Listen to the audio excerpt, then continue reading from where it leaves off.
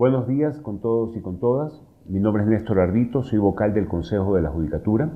El motivo de mi participación el día de hoy es el de referirme a ustedes al proceso de implementación del sistema oral que estamos desarrollando a través de la reforma procesal ecuatoriana. Efectivamente, hemos impulsado esta reforma, que es un viejo anhelo que tenemos en el sistema de justicia ecuatoriano, que ha surgido desde la Constitución de 1998. Como ustedes recordarán, ya la Constitución del 98 exigía y volvió obligatorio que todo el sistema procesal se sustancie a través de la metodología del proceso oral. Lamentablemente, esto no pudo ser ejecutado en el 100% de las materias, y a duras penas lo tuvimos en materia penal y en alguna que otra etapa del proceso laboral y de familia o menores. El anhelo de hoy es, con las dos reformas importantes que ha impulsado la República del Ecuador, tanto el Código Orgánico Integral Penal como el Código Orgánico General de Procesos, reformar completamente el sistema procesal ecuatoriano y adoptar la metodología de procesos en audiencia o resoluciones en audiencia, también conocido como proceso oral. Al respecto, vamos a referirnos en esta intervención un poco en dos grandes etapas. Voy a omitir referirme al tema del Código Orgánico Integral Penal, que ha sido promulgado el día 10 de febrero y sobre el cual se va a versar en abundancia y en detalle en este proceso de formación que impulsa la Escuela de la Función Judicial. Y voy a referirme básicamente a la necesidad, más allá de la obligatoriedad de adoptar el proceso oral, la necesidad de adoptarlo y el fenómeno, el proceso de generación del Código Orgánico General de Procesos. Muy bien. Más allá de lo obligatorio, como ya lo habíamos indicado anteriormente, la Constitución del 98, que disponía que debemos adoptar el sistema oral para toda la tramitación de procesos en el Ecuador, más allá, digo, de esta obligatoriedad, llega la necesidad operativa. ¿Por qué es necesario entrar hacia el proceso oral? Puedo utilizar como libro base o como guía de la discusión el libro sobre modernización y reforma civil impulsado por el doctor Santiago Pereira Ocampo, tratadista uruguayo. Y el doctor Pereira nos indica, y de manera acertada, por lo cual lo comparto, habíamos adoptado un sistema de justicia europeo continental del siglo XIX, un proceso escrito, altamente burocrático, altamente lento, altamente formalista, que además pecaba de ciertas debilidades del proceso que voy a señalar en este instante. Primero, había un rol pasivo del juez. Las partes se limitaban a presentar escritos y básicamente la actitud en el proceso era: yo presento escritos y presento papeles y usted, señor juez, después deberá leer todo y resolver. Es decir, y ahí viene el principal defecto de este sistema, que el expediente se volvía el centro sobre el cual giraba la decisión o convicción del juez. Eso es un gran defecto que tiene el proceso escrito, y aparte, como habíamos indicado, que es altamente formalista. Entonces, primer punto, lo volvíamos muy formal, muy lento. ¿Por qué se vuelve lento? Porque todo gira alrededor de la presentación de escritos y la decisión del juez. Para el juez poder tomar una decisión, no importaba lo que las partes habían aportado de manera verbal en una audiencia, sino lo que las partes habían presentado de manera documental. Luego, los expedientes abultados, recuerden ustedes, un cuerpo de 100 hojas, un proceso tenía más de 5 cuerpos, el juez debería leerlo todo y resolver. Eso es una idea contraria a todos los principios que la Constitución del 2008, que ratifica la disposición y obligatoriedad de adoptar el proceso oral, consagra. La Constitución del 2008 decía, así como el Código Orgánico de la Función Judicial, los principios de inmediación, los principios de economía procesal, el principio de oportunidad. Nada más ajeno a esos principios que el proceso escrito, ¿sí?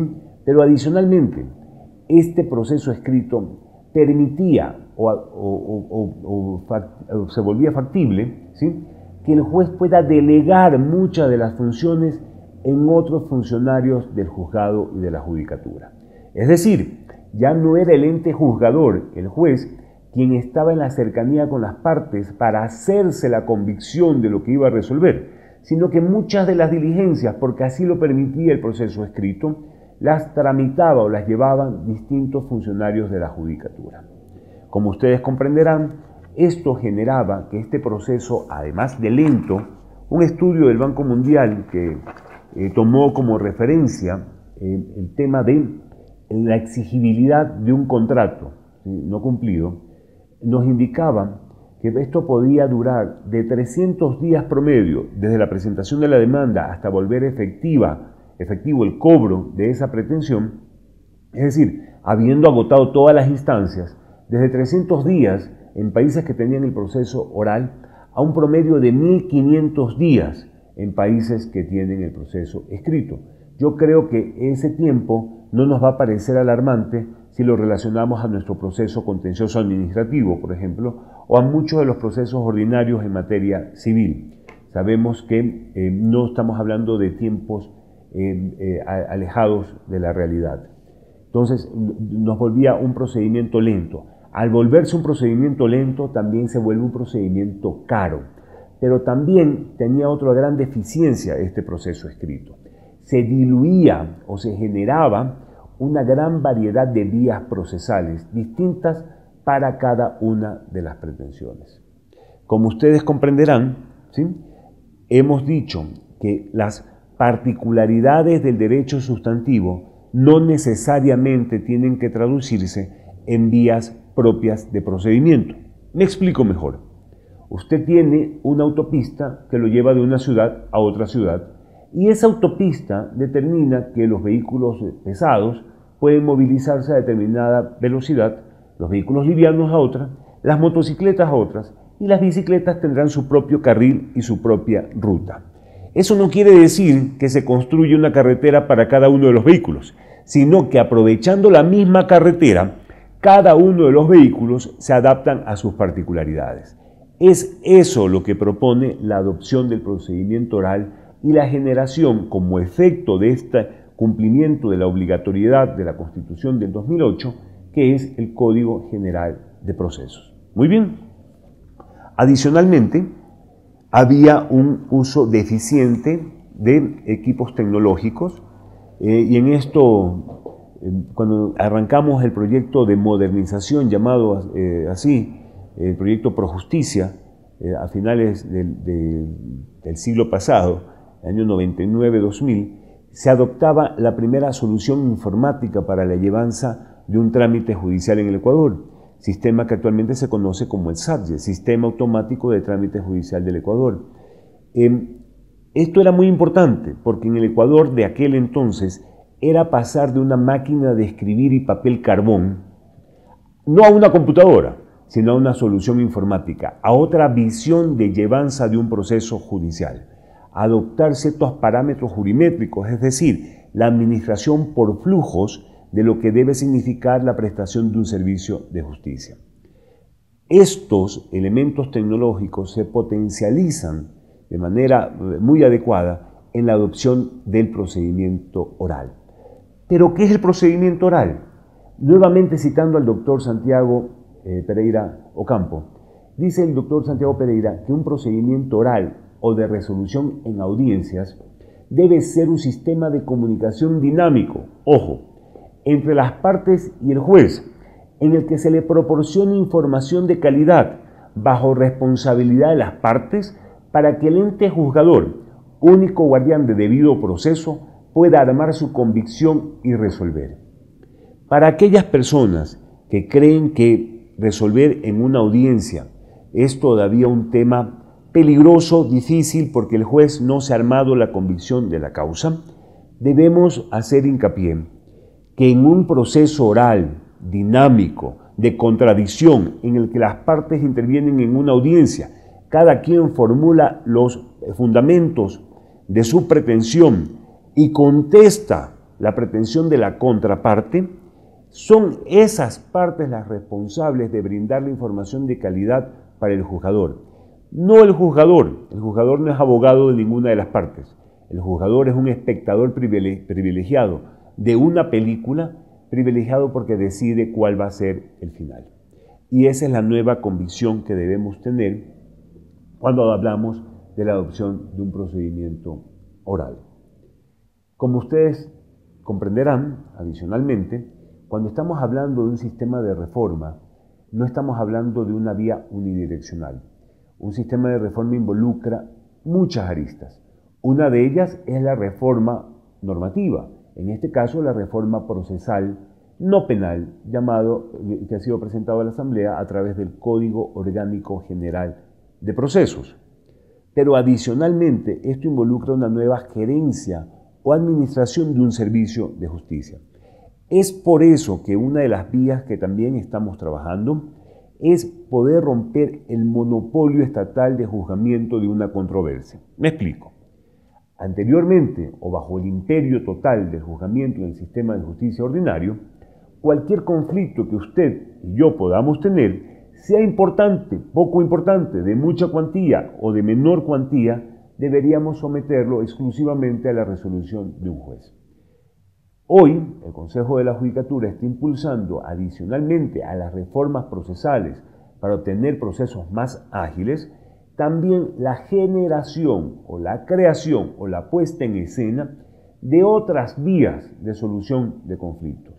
Nos estamos refiriendo tanto al Plan Nacional de Mediación, en el cual las partes se vuelven actoras de la construcción de la solución de su problema, pero también estamos hablando de la generación de los jueces de paz, figura reconocida por nuestra Constitución, reconocida por el Código Orgánico de la Función Judicial y que hoy se convierte en un compromiso del Consejo de la Judicatura para poder implementarlo en todo grupo social que voluntariamente desee y escoja a un juez de paz para someter sus controversias de la cotidianidad.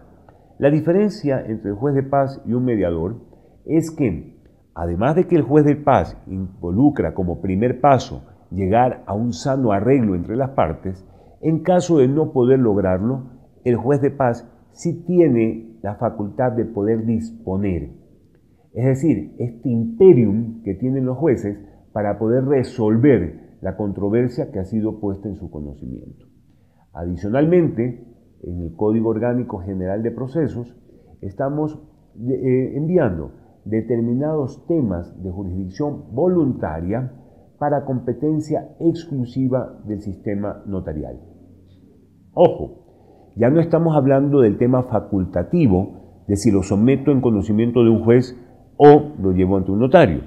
Estamos hablando de que determinados temas de jurisdicción voluntaria, por lo tanto, en los que no hay controversia, ¿sí?, pues deban ser conocidos o deban puestos a disposición exclusiva del sistema notarial. Desde luego, al existir alguna controversia en la tramitación de estos procesos o trámites de jurisdicción voluntaria, se activará un sistema de contradicción y por lo tanto deberá ser sometido al conocimiento de un juez de justicia ordinaria. Noten ustedes entonces que estamos hablando de distintos aristas, de distintas vías hacia dónde entra esta reforma procesal. Y hemos dicho que para entrar a esta reforma procesal en la parte no penal, hemos arrancado desde un principio constitucional, una obligación constitucional, traducida en principios que contiene el Código Orgánico de la Función Judicial, y esto a su vez ha emanado como producto una propuesta de nuevo sistema procesal conocido como Código Orgánico General de Procesos. Ojo, vamos a ver algunas de las características de este código. Primero, estamos hablando de un juez impulsador del proceso. Es un juez activo, es un juez que no solamente es espectador de esa audiencia, sino que es director y rector de la audiencia. Y es importante, y en esto por favor compañeros hay que recalcarlo, hablar de un proceso oral no es hablar de aumentarle audiencias a un proceso escrito, ¿sí?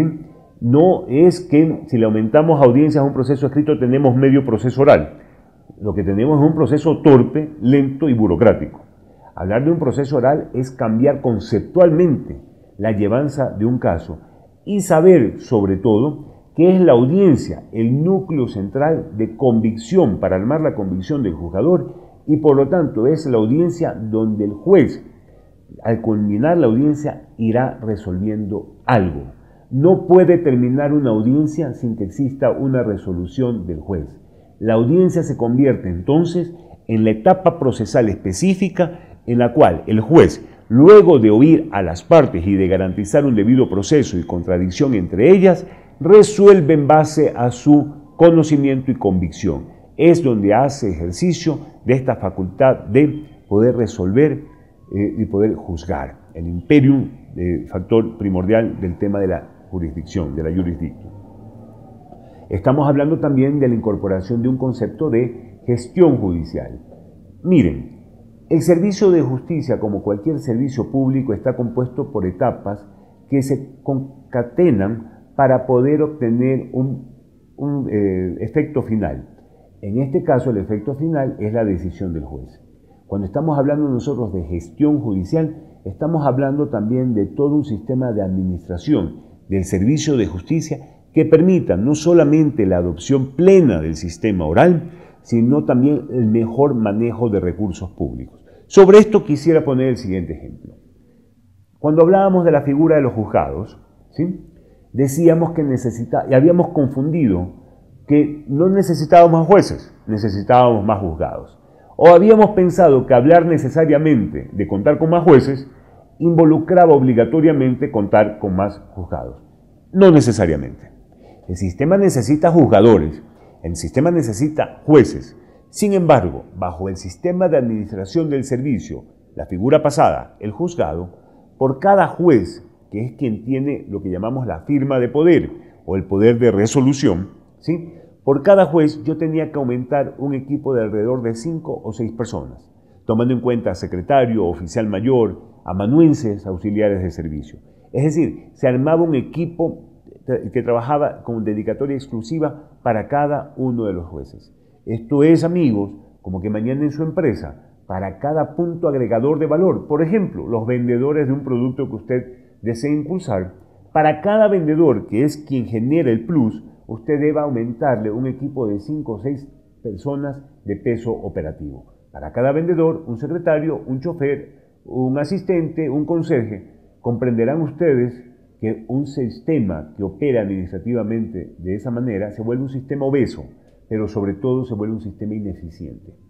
Y cuando estamos hablando de ineficiencia, estamos hablando de la mala utilización de recursos para la obtención de un objetivo, optimizando cada uno de los elementos, que a la larga son recursos del pueblo ecuatoriano.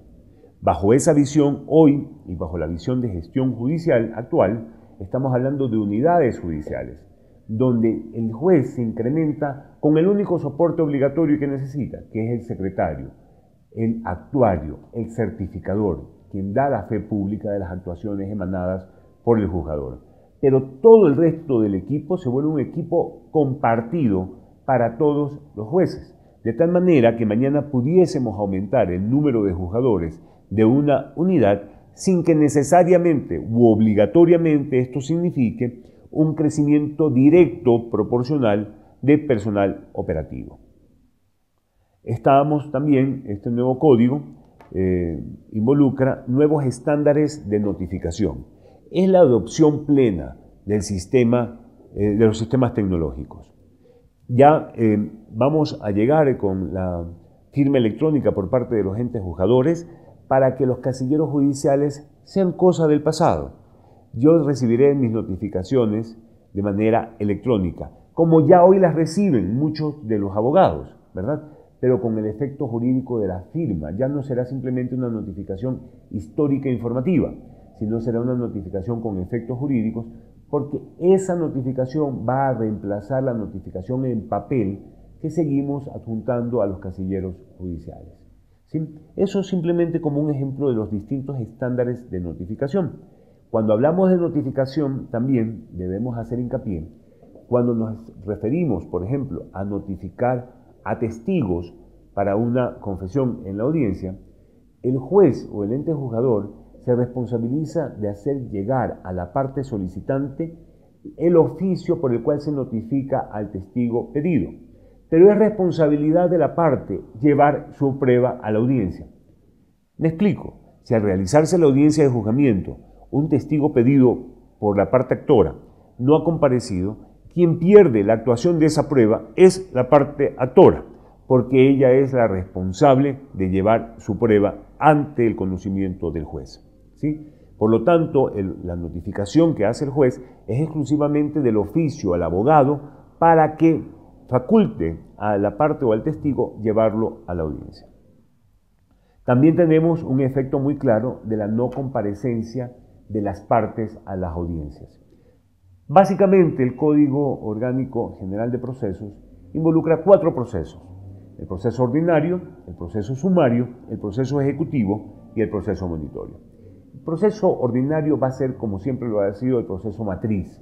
Y es un proceso ordinario porque está dividido en 2 audiencias: una audiencia de saneamiento y una audiencia de juzgamiento. En la audiencia de saneamiento, adicionalmente, el juez va a sanear el proceso, es la audiencia preliminar en la que el juez sanea el proceso. Segundo, marca la materia de litigio, marca el punto de controversia entre las partes.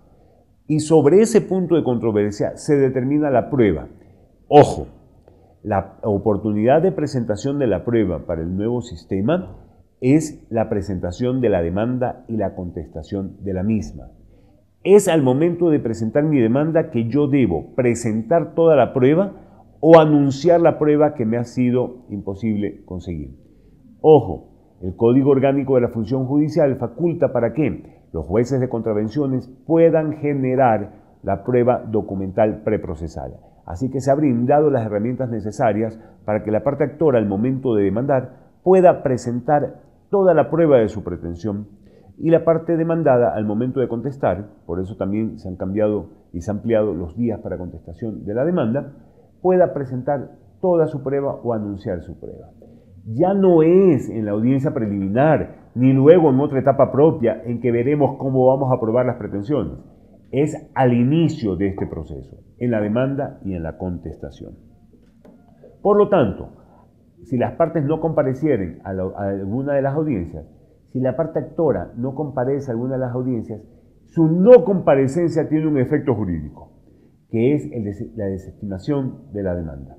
Y si es la parte demandada quien no compareciere a alguna de las audiencias, deberá continuar el proceso sin poder haber practicado, por ejemplo, la prueba que debía haber practicado en la audiencia o el contestar la demanda en la audiencia preliminar.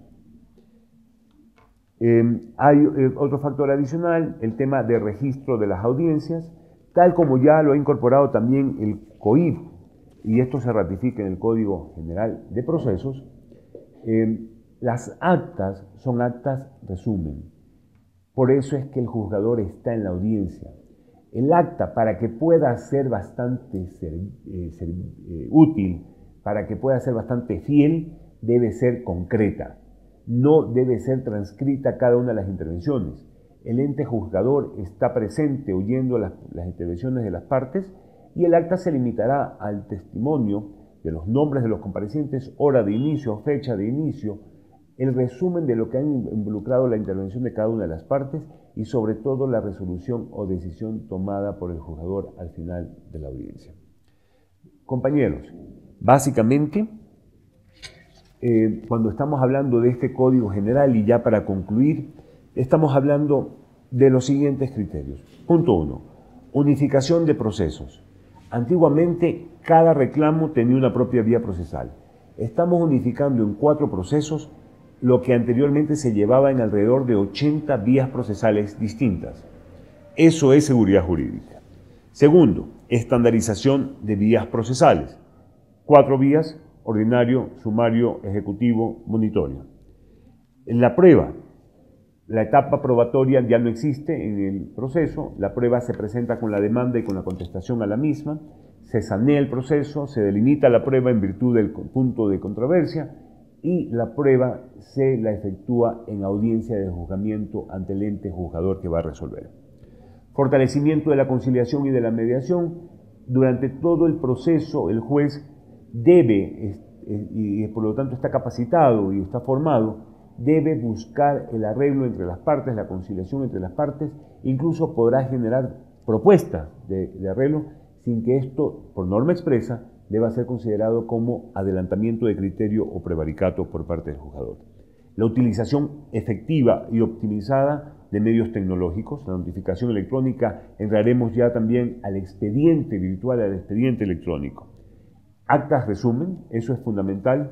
El acta no son actas de transcripción de lo dicho en audiencia, sino de resumen y especificación de elementos de identificación de las partes y sobre todo de decisión del juez.